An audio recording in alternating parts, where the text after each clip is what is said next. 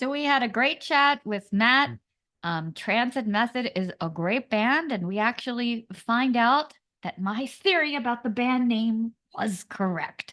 As soon as he starts talking about an alternate version of Voivod's Angel Rat, I'm like, okay, this is gonna be right there. Yeah, if you haven't checked out this band, definitely check it out. Well worth your time. Any fan of Voivod, you are gonna love this band. Oh yeah. So All right, so Yeah, I know you're exactly. kind of pressed on time, so we'll jump right into you. Been really enjoying the other voids so yeah. much. So it was weird because I was going to ask you where transit method came from. But if you Google it, it comes up with some NASA way that they search for extrasolar planets. So I was Right. wondering which one it was. Yeah, that's exactly what it is, which Cool. is kind of, my nerdiness coming out. But it's funny when we play shows and people will make flyers and things, and there's like planes or buses or cars on them. And I'm like, it's not exactly what the band means, but sometimes we're like, maybe we should lean into that, and make it a little Yeah. bit more literal. But it's totally that method for searching for exoplanets. And I just thought it was kind of cool. And there's a little bit of a spacey element to some of the music. So I just felt like it made sense. But it's funny when you Google the band, it's like NASA.com and some like Yeah. link to, some article or something intermixed with like our music videos, which I think is kind of funny. Yeah, I did before we looked it up, it made me think of like 70s Prague or something. So I thought it was really cool anyway. But then when Stace found the NASA connection, I was like, all right, so there's the space connection. We were looking for that. So because the Yep. first thing I thought of when I heard you guys was Voivod, of course. Yeah. Oh yeah, I actually had a Voivod shirt on earlier, and I was like, I can't wear a Voivod shirt on this because I think Right. it's a little too on the nose with my Yeah. influences. Yeah, like especially like I'd say Angel Rat Forward. You guys really nailed that sound. I mean, it's I've never Oh, heard an American band that could play that way. It's incredible. Yeah. I'm glad you like that. And I'm glad you like that album. I love that album. It's Oh kind of yeah. like an outlier. Yeah. Sometimes people Yeah. like it, sometimes people don't like it, but I love it. And there's actually a really cool, not to go, digress too much, but Right. there's a really cool alternate version of that album. I think it's like a demo version of it before they Right. officially recorded the record. And it sounds a little bit more like Nothing Face as far Oh, as a the little more vibe. raw. It's like a less polished version of Angel Rat. It's like, man, they should have released that. Yeah. Great band. Yeah, for me, sometimes, like, especially during your like more instrumental moments, and I love the fact that you're not afraid to like put out a minute of, instrumental in front of, before the vocals kick in. Yeah. It's kind of like a Rush vibe, but before they started sucking and, rapping and skeletons, that Rush. Yeah, like not roll the bones, hopefully. Yeah. Yeah, not Oh. all the bones. Eh. Yeah, I mean it's funny. Like you go back, I remember we puked all over like Grace Under Pressure, but Roll the Oh, Bones makes Grace Under Pressure seem like awesome. It's like, what are they doing? man, I love Grace Under Pressure, actually. Yeah, it's great. I was listening to Yeah. it today. Yeah, what's it? Red Sector A. What a great song.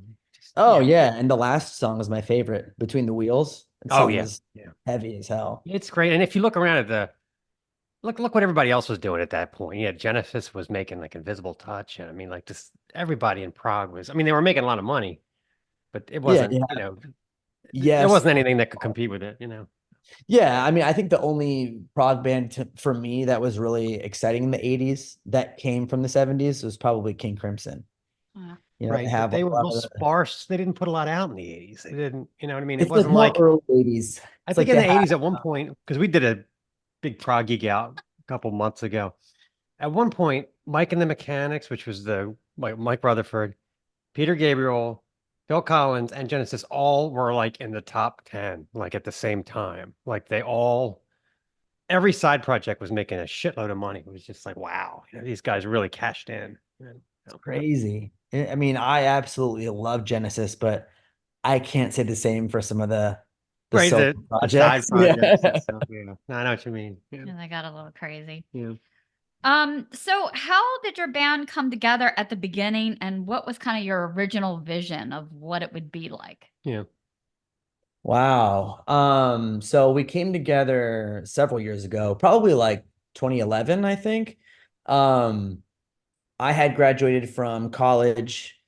My brother, who's the drummer, also had. We're very close in age. We're about like 18 months apart. Not quite Irish twins, but like not far off.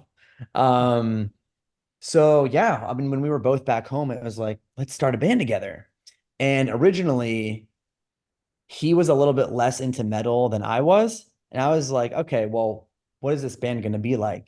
And I think we wanted it to be a little bit too vague. Like we wanted it to be kind of a jam band, kind of a rock band, kind of a progressive rock band, but have elements of like grunge in it.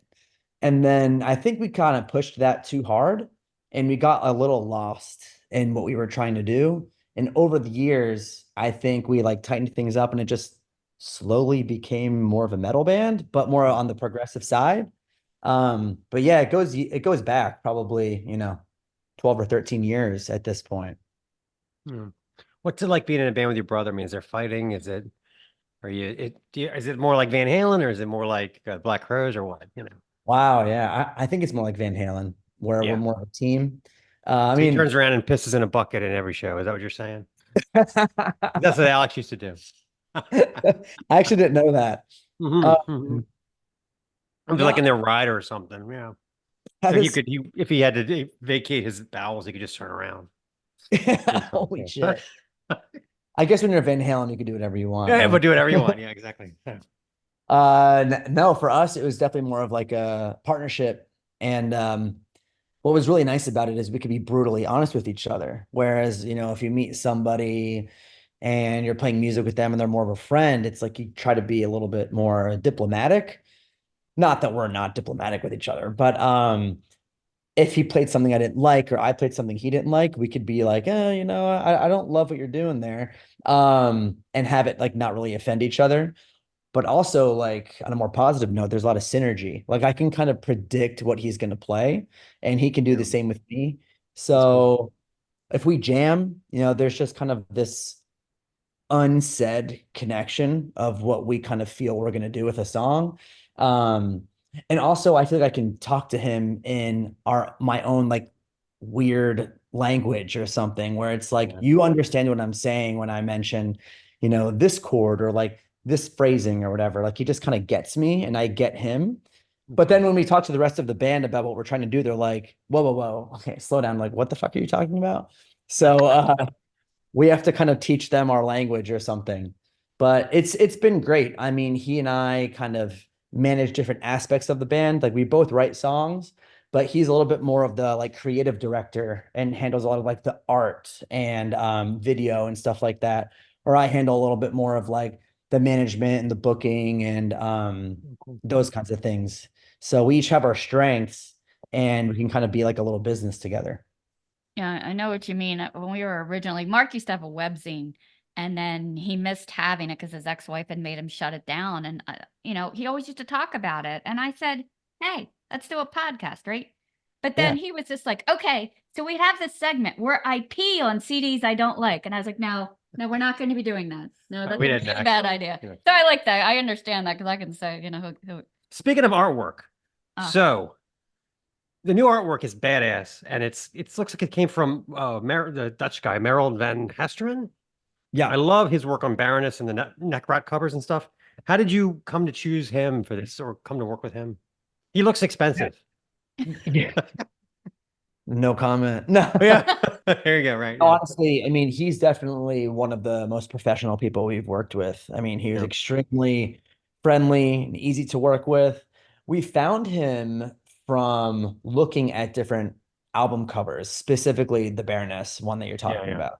Amazing. Yeah. Um, we saw that and we're like, who did this? And then after we found out who did it, we just went through his Instagram and we were like, okay, there's a lot of good stuff here. Is it for Transit Method? Let's at least ask him. And so we definitely wanted to make sure we had really badass art to accompany the album because we were so happy with the new record. It featured 4 people for the first time. It had Right. 2 new members in the band. We felt really strong about the music, so we wanted to feel as strongly about the artwork and wanted to make sure it reflected some of the themes in the music. So we went to him and he was very frank with us when he came back. He was like, I'm not just a hired gun to create album art or any art. I have to really truly connect with something. So send me your music. And if I like it, I'll do it. And if I don't, I'll tell you I don't like it. I was Oh, like, wow. so that was pretty scary just getting his first response back. So he came back and he was like, I'll be honest, I like this music. I don't usually work on this kind of music. Usually I'm working on straight up heavy metal or death metal or black metal or what have you. But he's like, you guys are a metal band, and there's something in your music I really like that's different. It's a little poppier than I usually deal with, but it also has a lot of darkness. And I think I could do something cool with you guys. What are your thoughts on what you want to create? And we gave him a few different points that we wanted to make sure was in the art. Like we wanted to make sure it had a spacey kind of feel. We wanted to make sure that there was like the last track of the album is called Frostbite. We wanted to make sure there's like a frosty element to it, Yeah. kind of like a dark, mysterious element. And so we gave him a few of these things and he came back with that draft. And it was about it wasn't as detailed as, you know, the final product. It was just like a sketch of what he was thinking about.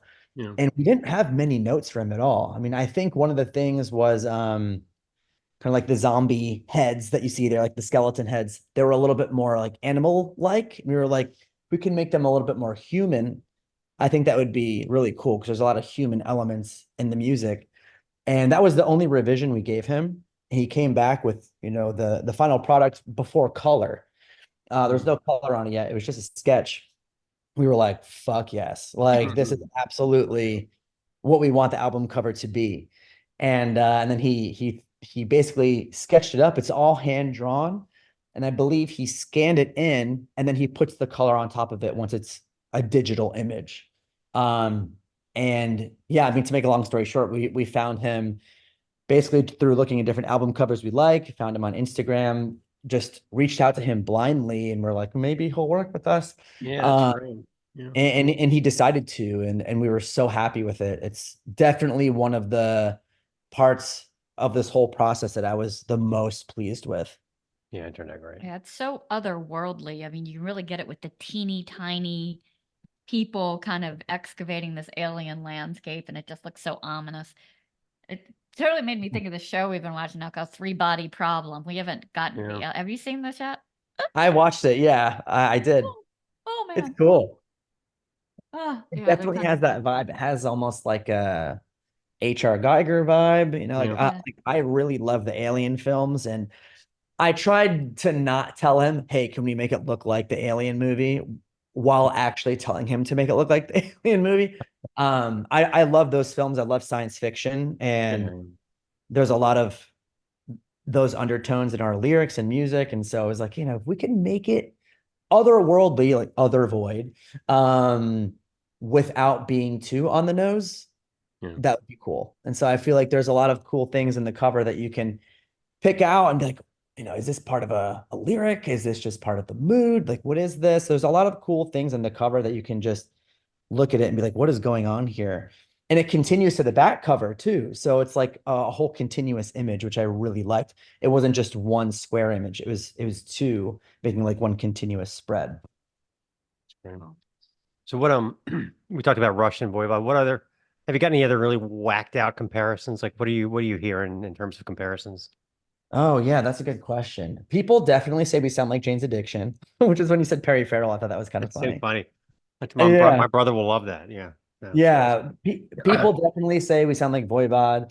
We get Tad sometimes, like the Wow. 90s band Okay, I didn't Tad, hear that at all. Okay. which yeah, I don't really hear To me, Tad. the only grunge band that mattered was Tad. Yep. Yeah, It, I don't know, maybe if I really want to piss off grunge fans, I'll go on this tangent. I don't really believe it, but I'll say, what if Kurt Cobain hadn't been good looking? What if he looked like Tad Doyle? Nobody would have signed him. Look what happened to Tad, you know. I could not agree more with what you just said. I mean, there's bands like Pearl Jam, you know, they're like Yeah. good-looking guys. The Yeah, guys in House in Chains. I mean, Lane Staley is like, you know, right. a sexy-looking guy, and it's just like Soundgarden, especially. I mean, Chris Cornell's got a shirt off and headbanging, and it's like Right. just such a marketable image. I mean, I love those bands. Yeah. But Tad was like, oh, this guy's a little, he looks like a trucker They or were like the something. heavy lumberjack, scary looking. Yeah. I mean, Yeah, yeah. but they kick ass. And I Yeah. Oh, mean, great. Yeah. you know, we There's a don't look like documentary about Tad. I mean, them. Tad could kick my ass, There's a sure. documentary about Tad. They're another one. They just terrible decisions. Just Yeah. It's a shame. I mean, they had like some I like know they're such a great band though. But anyway, but yeah, I mean, we get comparisons to Voivod, Jane's Addiction, definitely Soundgarden, Budgie. I don't know if you know the 70s band oh yeah, yeah, Budgie. yeah. We get that a good decent amount. Of course, Rush. People always think we sound like Rush. So I try really hard to not have the band sound like Rush and just be a little bit more influenced by the band. But Yeah, definitely love Rush. yeah. And then we also get old school Megadeth. Oh really? We got Okay. some feedback once. This wasn't too long ago. I thought it was actually really funny. They're like, wow, none of you guys have tattoos and you're wearing denim, kind of like you have like a Megadeth vibe. And I was like, I guess none of the guys in Megadeth were heavily tatted up. I like never made that connection. Well, if And you then watch like the videos for, if you watch the videos for like Rust in Peace, they almost have like a uniform. Everybody's got the jeans, no shirt. They're all dressed Mhm. the same. The white high tops. It was like they had a Yeah, dress code. Yeah, yeah. You're right. No tattoos. yeah. Well, It's we've wild. Yeah. started kind of maybe doing that. It like I'll wear like a denim vest on stage, and then I feel like Mike, the drummer, started also doing that, and then like we just kind of start to like riff on each other. And it's like, are we a like throwback like early 80s metal band now with all this denim? But I don't know. I like that look. That's cool. Yeah, But yeah. what's kind of funny is I think 2 weeks after we got that feedback about us like not being tatted and looking like old school Megadeth, our guitar player got like a shoulder tat. I was like, dude, what the fuck? Okay. So much for that. Yeah. Yeah. It's like plain as day, you know? Oh, that's funny. Yeah. Yeah. So I love the fact that you also released that instrumental version. It seems like a lot of European bands will do that, but I thought it was different. And it's really neat because you really get to hear a lot more of the guitar. What kind of inspired you to do both forms? Actually, I didn't even think to do that. Our record label, Brutal Panda Records, suggested doing that. They're like, it's a thing now, and it's cool to do because you guys are a very instrumental forward band. So it might be really cool to have the songs sit without vocals. Now, at Yeah. first, I was thinking like, I mean, what if people like it more without vocals? How is that going to make me feel? So, and they might, Get everyone rid can of that guy. Yeah. yeah. I mean, come on. He needs to shut the fuck up. Don't have him sing anymore. But one thing was we thought it would make the guitars stand out more. There's like a lot of cool things happening. We always had just one guitar, being me, on the first two albums. And then on this third album, we had a second guitar player, and we're both playing different things most of the time. And I wanted both parts to really be able to shine through without the vocals maybe taking the limelight, so to speak. Right. So like, okay, now maybe the instruments can take some of the limelight and some of these harmonies that maybe you wouldn't have heard otherwise can maybe shine through and you can appreciate the music in a different light. So I think it's for some of the people that like the album and maybe just want like a little bit more. And also I used to really get excited about bands that would release demos of their songs or like just the drum track or just the guitars and you could like play along to it. So I'm like, maybe somebody will want to sing along to these tracks without the vocals being on it, which would be kind of cool. That's what I hope somebody does. But yeah, it definitely came as a suggestion from the label. And then as we thought about it, it was like, yeah, this would be a good idea just because we are such an instrumental forward band. So it was pretty quick. And then we also had alternate artwork already. Like the album cover, the official one is actually the second version. It was originally like purple and green and kind of like mutant looking. And we were like, hey, can we actually make it more blue and orangish to be like a little bit more frosty, like the track Frostbite? Right. And so we had this alternate album cover just sitting there. And when we were like, oh, if we did an instrumental album, we could just make that be the original artwork. So what's kind of funny is like the instrumental version of the album is the second version, right? It's like the one without vocals, but it has the original art. So thought that was kind of fun. Yeah, that's cool. Well, maybe you could get back at him since you all kind of do those vocal harmonies too, which is really cool. I guess everybody in the band has to be able to sing, though. That's the problem. But Yeah. I remember I had this Whitney Houston back in the day, and it was just the vocals on I Want to Dance with Somebody. it sounds like a gospel song without the music. It's nuts. So you just release an all vocal Yeah, thing your too. vocal only album. Yeah. Yeah, I'll do like an acapella release. Yeah, exactly. Yeah. So Hmm. in adding that extra guitar, has it changed the way that you approach writing songs? Absolutely. Yeah. Because I used to write songs thinking about how we're going to play it live because I like to be able to emulate songs as best we can live. Mhm. And I felt like when we were a trio on our first record, I tried to, I guess, simplify my parts so I could do them all live. On the second album, I was like, I don't care. I just want to create the layers that I want. But then performing those songs was super difficult live. I was like, man, how am I going to make these different melody lines happen, but also keep it sounding real beefy with some of the other parts? So this time I was like, all right, great. I can basically do what I want. And I know I'm going to have some backup. I'm going to have another guitar player. And it wasn't just, hey, you're going to be the rhythm guitar player. It was like, let's have some really cool like counterpoint happening. What's fun is that I grew up playing viola. So I have a classical music background. The bass player, Charlie, he plays violin. He's been playing for years. He actually plays violin in a black metal band called Panopticon. So he's a very active violin player.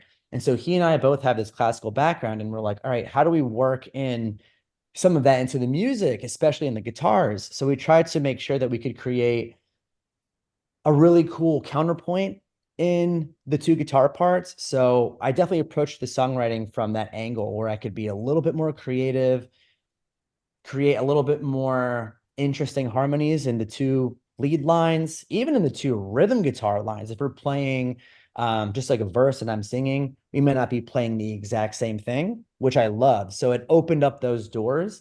And also because he sings, it took some pressure off of me live, needing to sing everything and be responsible for all the melodicism in the music, all the guitar and all the vocals.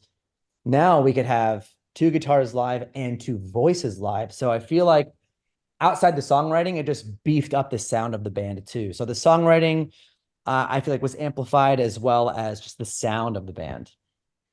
Mm. No, that's great. I mean, I love bands that have multiple singers. I mean, back in the 70s, can you imagine what it was like if you like were a great bass player and you couldn't sing perfectly? They were like, well, so and so's looking for a bass Rudy, I guess. I guess you could do that. I mean, everybody had to sing back then. Like it was Yeah. crazy, you know. I love that. I love harmony vocals. Oh And it yeah, was something I totally. could never do as a trio because it was my brother behind the drums who could barely carry a tune. I mean, he's an Uh, amazing drummer, but he knows he can't sing. Um, and then our bass player at the time also couldn't really sing. So I was like, okay, well, this is up to me now. yeah. But now we have, two of us that can sing. And actually, Charlie can sing as well. And he sometimes will sing live. I'm trying to push it on him. If he sees this, he'll probably think this is funny. But I just try to like covertly set up a mic or like tell the sound engineer, hey, set up a mic on the bass player side of the stage, Yeah. and maybe he'll be coerced some ways. Oh yeah, those harmonies sound great. Yeah. Yeah. Um, so Brutal Pandals seems to be the perfect label for your style of music. How did you come to work with them, and how has their support been for you? Yeah, we started working with them on our first album actually, and it was through a friend of ours that we met in Austin. I think we just met at a show and started talking, and he's like, "Yeah, I actually have a label. It's just two of us. We both used to work at Relapse, and now we have like our own label Hmm. together." I was like, "Well, cool. Can you release Yeah. our music?" As soon as And you drop the R word, it's like you have my yeah, yeah. I was like, dude, I'm attention. not even gonna like beat around the bush. Like, what's the chances that we can work together? Right. This was in 2015 or 16. And so we had just put out our first EP and we were working on our second one, which is called Roach. It's not even an EP, it's like basically a single and a B-side. And at the time, he was honest. He was like, you know what? I think you guys aren't well established enough to warrant us working together, which I appreciated. And he was like, what I'd like to see is you go on tour and just kind of beef up your touring experience. I want to see you write a full-length album. I don't want to release an EP. And I was like, okay. So that motivated me to put Transit Method on tour and, book some DIY runs like throughout the South and whatnot. So we did that. And we're like, hey, look, we went on tour. And then we recorded our first album, and then we showed it to him. He was like, oh shit, this is actually really cool. I really like this music. I'm gonna see about putting this out. And so it was our friend Mike. Rest in peace. He actually passed away about 2 years ago. Oh, wow. But his partner, his name is Bob, and he still runs the label with a few other folks. And so we met them at South by Southwest. Like, I was introduced to Bob, I guess in like 2017, and they're like, yeah, we're gonna put out your album. And I was so excited about this. And with each release, they supported us more and more because I think they saw that we were starting to grow. Of course, COVID kind of made our second release a little bit weird. We had to cancel our tour that we had planned for it. I don't feel like it got like the same like love it maybe would have gotten had, the pandemic not happened. But that's, the truth for every band under the It sun. happened to everybody, right? Yeah. Yeah. So when this third album was created, we sent it to them. Actually, he asked us for it. And this is a little bit sad, but at Mike's funeral, we were hanging out and he was like, hey, it's so good to see you guys again. Bob's actually based in Philadelphia, whereas Mike was based in Austin. So that's how we had the Austin connection, was through Mike, and then Bob had the kind of Philadelphia connection. So he came down to Austin for the funeral and he was like, hey, it's so good to see you guys again. Are you releasing any music? Like, is anything recorded? And we were like, well, as a matter of fact, we are in the studio right now. So after that was all done and mastered and whatnot, we gave it to him and he was like blown away by Other Void. And we were so happy with that. He was like, all right, let's take this one a little bit more seriously and put some muscle behind it. Let's try and put some PR behind it, put a few more dollars behind it. And I was so thankful for that because our second release, like I was saying, just kind of fell by the wayside a little bit because of the pandemic. So having this awesome support and enthusiasm behind this album was so special to us. And they were just so great. I mean, the support they gave us was the best support we had. They gave us tips on social media and how to approach that, on content that we were making, on our release plan, on doing the instrumental release of the album, on doing some live studio sessions, on doing like playthrough videos, like all these things that maybe we wouldn't have done. With their guidance, we ended up doing it. And it worked out, I think. I think people took notice a little bit more of what we were doing and thought that our release plan and the way that we marketed the album was very cool and creative. At least that's some feedback we got from our peers. And they reached out to us about some touring opportunities and whatnot. So I just feel like their enthusiasm and love for this record far outweighed, the first two. And our relationship as a result was that much more strong, I think. So not only are we friends, it seems like from a business standpoint, we truly wanted to work together and make this album just, as impactful as we could. Wow. Yeah. So we had a couple track specific questions. Yeah. So let me see if I could, is it psychometry? Psychometry. So that's like, Psychometry. you hold an object that belongs to someone else, and it's almost like you can sense something about that person. Or so, do you have personal experience with that, or? So Mike actually wrote that song. I wrote the lyrics to that song, and he told me about what psychometry means. And he's like, yeah, it's about like the history of a person being held inside of an object. And we can be spiritual people at times. And I thought it'd be interesting to write a song around that where, if someone's significant other or something like leaves them, how can they, well, whether they leave them voluntarily or in death or whatever it might be, like we leave that kind of up to interpretation. But if someone is absent from your life, their presence and their energy and their memory can be kept in maybe some of the things that you keep in your possession from them. So it's a little bit more of a heartfelt song in that sense. But that's something that we wanted to write, was just how do you keep someone's essence alive without them actually still being there? So that's kind of what inspired those lyrics in that song. And I ended up writing the music first, and Mike was like, I have this idea for a song, and maybe I feel kind of strongly about matching it up with this music. And I was like, great, this is so cool. This is such a cool message. Like I've never heard of psychometry before, and he presented it to me, and I just like ran with it. Yeah, it almost That's seems great. You reminded me my ex-wife has my high school yearbook. I'm gonna get it back, God damn it. So Like I said, up to interpretation, right? It could be like a bad Mm. thing, or it could be a good thing. Where it's going to Mhm. remember somebody for the good memories, or maybe you want to like remember them because it's What like, is she gonna do with it? For yeah, Christ's yeah. sake. all right. And then I loved the video for that one too. It looked like you guys were playing in a library. How did you pull Yeah, that oh one my off? God. It has that vibe for sure. There's someone we know who's a tarot card reader in town. She's a friend of the director that we always work with. Um, and she let us use her house because it looked so cool. It was this really old home in Austin, and she had all these cool old possessions in there, like this old refrigerator from like the 1950s, all these old books. She had these amazing hardwood floors in her house. It was just a very cool house, Mhm. and the backyard was all wooded and kind of overgrown, but like in a really beautiful way. It was like very natural and organic looking. So we filmed the outdoor portions of that video in her backyard and the indoor portion in literally her living room. So we just Oh, cool. we cleared it out and we played in there. And I remember trying to like go kind of crazy, but not so crazy that I'd like break something because she had all these wonderful possessions in there. And it Exactly. was Yeah. super, it was so loud. It was like creaking and stuff. It was like this old home. But such a cool vibe and perfect for that song because there are so many of those old like antiques that kind of captured the essence of the song just in that room itself.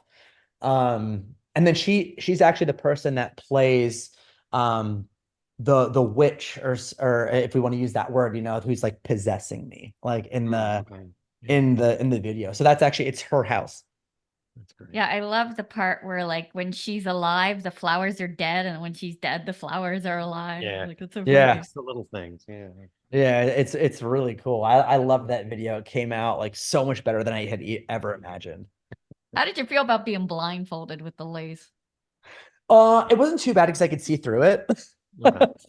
But I had to like position it a certain way to where I could kind of see. Because I mean, I was just standing there for like, felt like an hour with this lace around my Yeah. face. And there were a lot of mosquitoes out, and I was like, oh my God, can we please finish this shot? Because I'm getting bit to death. It's funny. So yeah. As an aside, I have a fun story. It's probably Mhm. like a 2 minute digression. But Mhm. when we filmed our one of our first music videos for this song called Snake Wine, it's on our first album. We filmed it out in like kind of the boonies in Texas, out in Burnett, Texas, on this farm.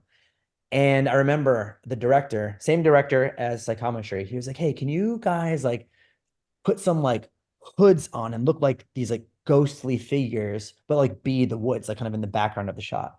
And I was like, yeah, sure. So we're standing in this high grass, in these, for hours, it felt like. Right. And the next day, I was like, God, I'm so itchy. What is going on? And the next day it got worse. And I had all these bites all over my leg, literally all over me, like in my groin area, everywhere. And I was like, how did a mosquito bite through my pants? Like there's no way. Little did I know that I guess we had disturbed some chiggers. I don't know if you guys have ever Oh heard of my, yeah. chiggers. I had probably 90 chigger bites all over my legs and groin and ass Ah, and everything for like yeah. what felt like 2 months.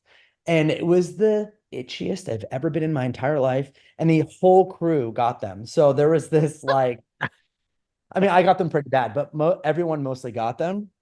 So now that video is just remembered as like, like The Chigger video. about the chiggers. Yeah.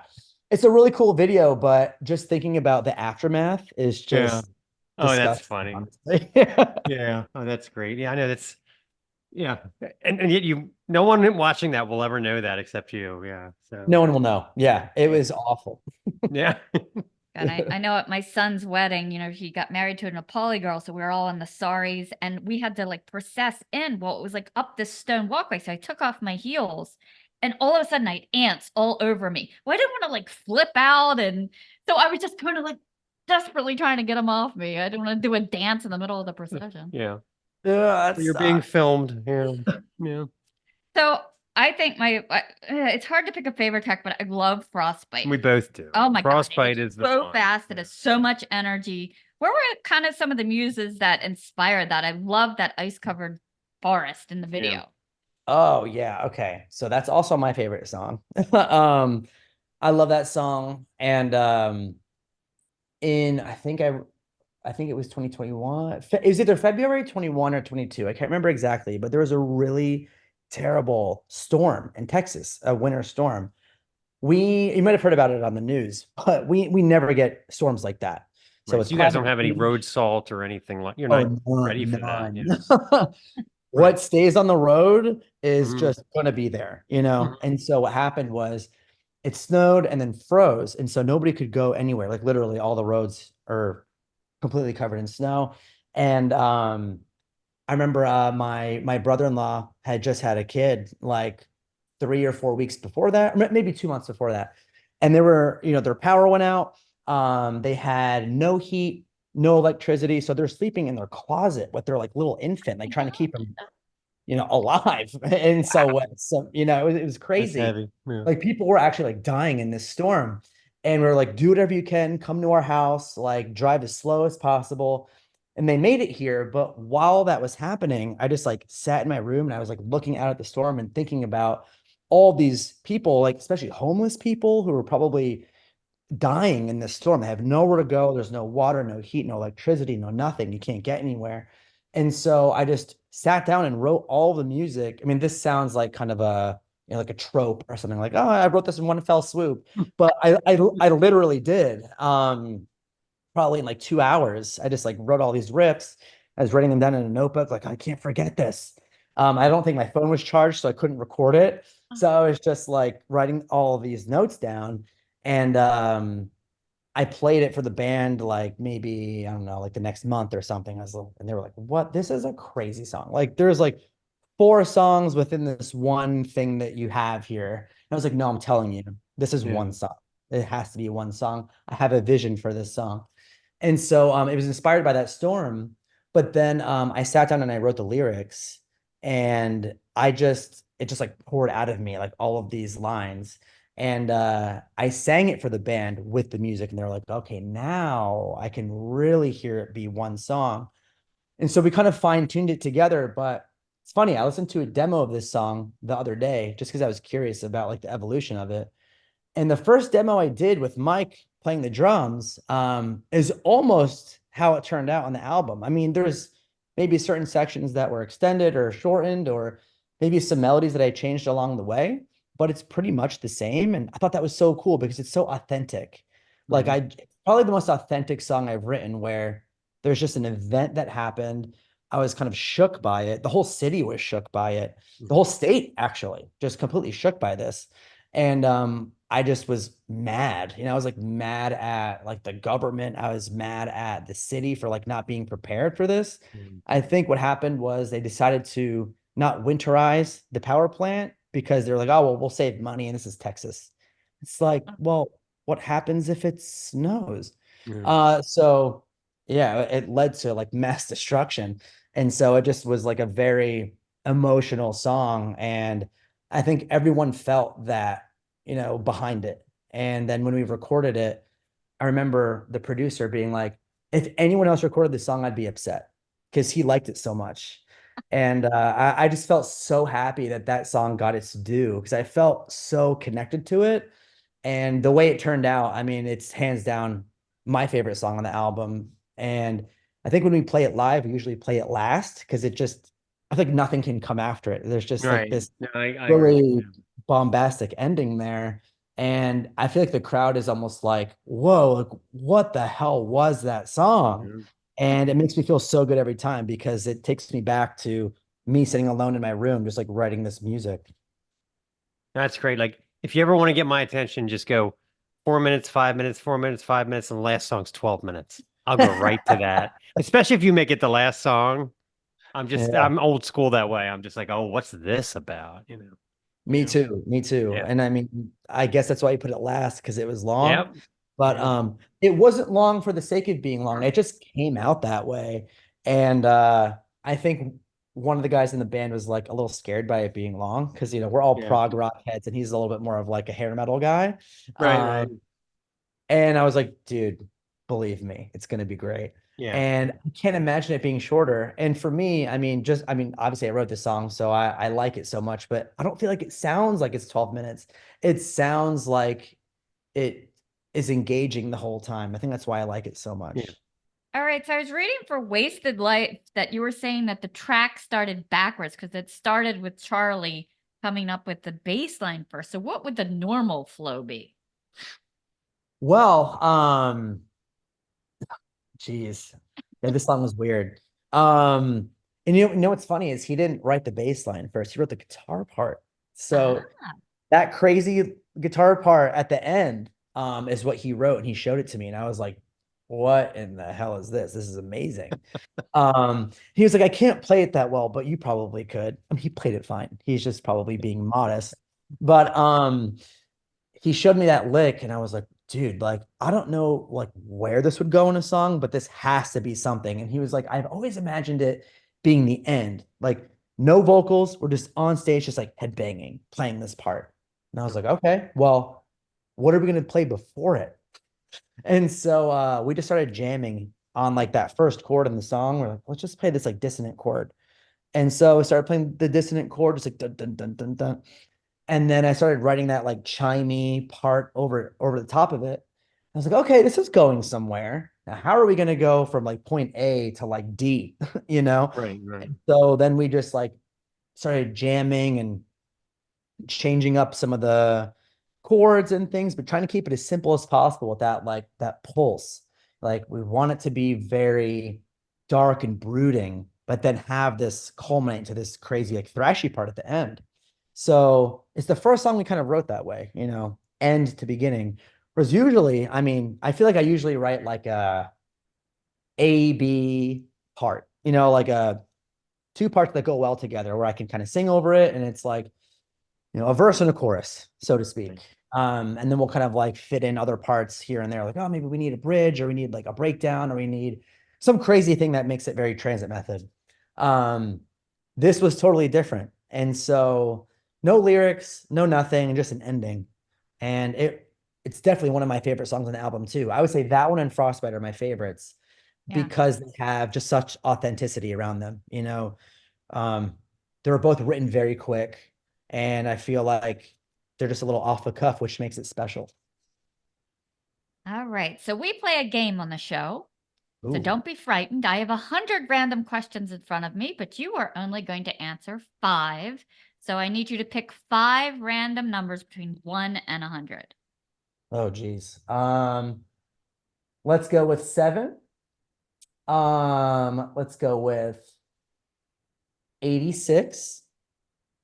I mean, I got to go with 13. I got to keep it unlucky. Let's go with 27. And let's go with 99. We love 13. We actually got married on a Friday the 13th. Ah, very Just cool. to be Yeah. When I was jumpy. booking the day, I said the 13th is next available, and she's like, "It is? Grab it!" Like, Perfect. Yeah. yeah, lucky 13. Couldn't work out better. Perfect. Yeah. That's perfect. All right. Number 7. What is the first thing you do when you wake up in the morning? Wow. I go to the bathroom. The first thing I actually do is I work out in the morning. It just helps me feel kind of like the blood's pumping. I'm ready for the day. My brain's working. Yeah, so that could be like a combination of running or weightlifting or yoga or anything like that. So any kind of fitness related thing is the first thing I do. We asked this one band that question, and he goes, "Practice my Japanese." And I was like, the weirdest Whoa, thing. that's Yeah, I know, impressive. right? Yeah. That's my favorite answer so far to that And he's question. from Scotland. Right, and he's from Scotland. So yeah, that was weird. But anyway, Maybe it's for a job. Who knows? Or just for shits. Yeah. it's 7 a.m. Let's practice our Japanese. Yeah. Yeah. right. 86. Ever made a purchase that you almost immediately regretted? Yes. So this is a very recent purchase. I am going to Paris and oh yeah, I mentioned to you on the phone, Mark. Right, right. I'm going to Europe next week. I'm going to Lisbon, London, then Paris. I absolutely love tennis, and so I'm trying to go to the French Open. Nearly impossible to get tickets to this event. I woke up at 3 a.m. the moment they went on sale to try to get tickets. Um, there's 360,000 people in the queue. It's crazy. Like, Yeah, can't get yeah. harder than a concert. So I, like an idiot, Google, like Roland Garros tickets 2024, like resale. I find probably the sketchiest site possible to buy these tickets, and they were way too expensive. I didn't notice that it was in British pounds, so even more expensive now, Oh after my the God. Yeah. exchange rate. So I buy them, and then it tells me in the email, these tickets will be delivered the day of the event. I was like, what? Oh And my so God. then I go start Googling. People are like, this is a fucking scam. Don't No. buy God. tickets. Like thousands of reviews about like point Oh no. stars. Like, I got scammed. Do not buy these tickets. And so now I'm like, oh my God, am I gonna be out like a lot of money because I just made an emotional purchase because I just wanted to get tickets to this event so bad. So I've been fighting with these people for like 2 months and trying to like dispute it with my credit card company and trying to do all these things. And I'm like, I had just taken a breath and taken a step back, I would be not in this situation and be fine. So my partner's like, what the hell is wrong with you? Like, why would you do this? And I'm like, well, you told me that you would trust me. And he's like, well, I did trust you. And look what you did. You just spent like way more money than we even have on these friggin' tickets. So yeah, long story short, it's a very new open wound. 13. Yep. What is the worst job that you ever had? Yeah. Oh, geez. So I used to work at this company. I don't know if I want to name drop right now, but you know what? Fuck it. I worked at this company called NetSpend. They're like prepaid debit cards, and which in and of itself feels scammy. Right. But I worked for them, and I just had terrible coworkers. I feel like people were out to get me. I just like every day I went to work, it was like you're doing something wrong, you're doing something wrong, you're doing something wrong. And they would like find things that I was doing wrong and nitpick at it. And it got so bad to the point where they're putting me on like a performance plan and all this. Oh And I was like, God. God. I think Like I'm a gonna get fired. snake pit. Yeah. And I'd never been fired from a job before. I was like, I don't want to get fired. And so I just ended up quitting and was like, I'm gonna pursue music. Like, fuck this. So honestly, even though it was like a terrible job, it helped me make one of my most important life decisions. I'm not a full-time musician at the moment. Like I do have to have a day job, like probably a lot of other musicians. But at the time when I had this job, I hated it so much that I was like, screw it. I'm going to drive Lyft and do Instacart shopping and play in a wedding band and, just try to make it happen. And I learned so much about myself in doing that. So I almost have that company to thank for giving me so much hell, It's a terrible job. 27. If you founded your own country, what would you name it? Oh, that's a good one. Yeah. Oh my God. That is a really difficult question. Man, I feel like I have to name it like, can they be islands? Okay. You know what I mean? Pretty cool. I mean, I would just call it like the Heavy Metal Isles. You know what I mean? Like there's one island for each subgenre. Like, oh, we're gonna go visit Black Metal Island. We're gonna go visit like Death Metal Island. I would just have like the Heavy Metal Isles and have every amazing island be a different subgenre. That's my Have a answer. cruise that hits each one. Yeah. So I think that'd be I don't awesome. know if you've been as drunk as me because this would be very easy for me. I've been in bars before. I've been like, Rhonda, when you bring us our drinks, we are no longer part of the United States. Yeah.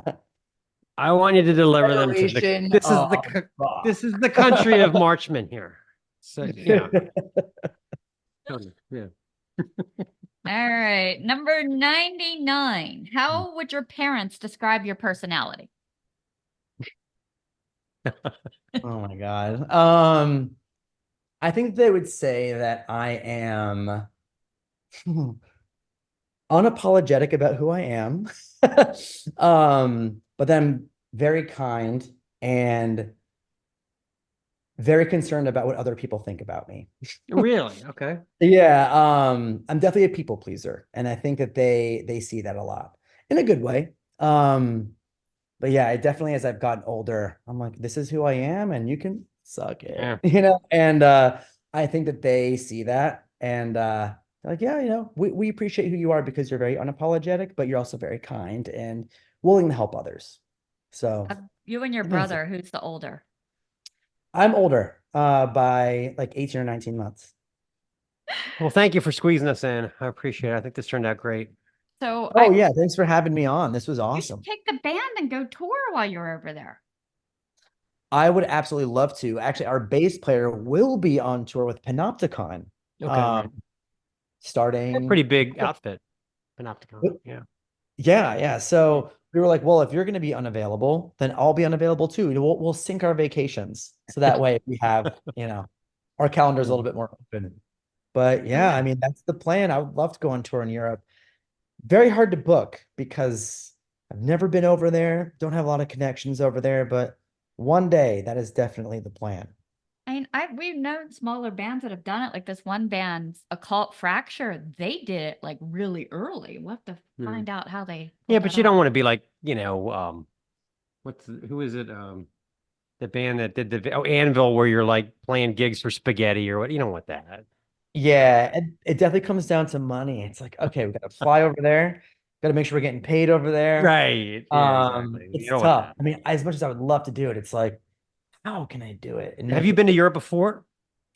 Yeah, I have, yeah, but never to play music, or actually to play music once, but it was in an orchestra. It wasn't in a rock band. Yeah. I used to have to go a lot for my job. And at first you're like, oh, look, castles. Oh, look, this is where Yeah, Franz Kafka wrote the Metamorphosis. But like by day three, I'm like, what do you mean there's no Walmart at 9 o'clock? I'm out of right. deodorant. Like the the American in me comes out by Wednesday, Yeah, they roll up the sidewalks very early. Yeah. I'm like, Oh I don't yes. care about the charm anymore. I just need deodorant. Well, what's coming up on tap for you guys as a band? Yeah. Yeah. So, you talked about the instrumental release. That's actually going to be available on all of the streaming platforms tomorrow. Before it was just on Bandcamp, so that'll be cool. We have a show tomorrow night in Austin, with a band called Slumbering Sun and Demons My Friends. They're going on tour together, so they wanted us to help kick us off, or they wanted us to help kick it off with them. And then we're playing in June again in Austin with this band called Dead Register. They're from Atlanta. Pretty cool band, so that should be a really fun one. And then we're planning to be on tour in September. So that's currently being booked at the moment. And that will probably take us from probably like from Texas through like Oklahoma up to like Denver and then down through like New Mexico and back. So um that like kind of Midwest run. Yeah. So and then we're gonna record a cover song actually Ah, in July that we're hoping to release in I think October. And what we're looking to do is commemorate the 50th anniversary of a specific album. I'm not gonna tell you guys what the song is yet. It'll be a Okay. secret. But we wanted to do I like know the it's 50th. ABBA. You don't have to tell me twice. It's a really badass band. And so we're gonna do one of their tunes and but make it a little bit transit method Okay. side. That's Yeah. a word. Yeah, so look for that. Hopefully, I guess in the fall is when we'll put that out. Very good. awesome. Yeah. Well, thank you so much for this album. Really been enjoying it a lot. Hope to get you up to Baltimore. Yeah, we've played in Baltimore once before. I honestly the venue escapes me at the moment. It was a Yeah. really small place. Auto Bar, What was it? Metro, Gallery, Auto Bar, the Maybe I'm gonna look it Depot. up. I'm gonna email it to you guys. Depot I tried to get into. Um, but yeah, we played. That was a fun show. It was like a small place, but because it was so small, it like felt really badass. Yeah. Um, but yeah, we'll have to come back up there. And Yeah, if I'd we love to go see you up- guys in a small bar because to hear this, the sound and the tones would be great. This is the Snaggletooth Rock and Roll Podcast.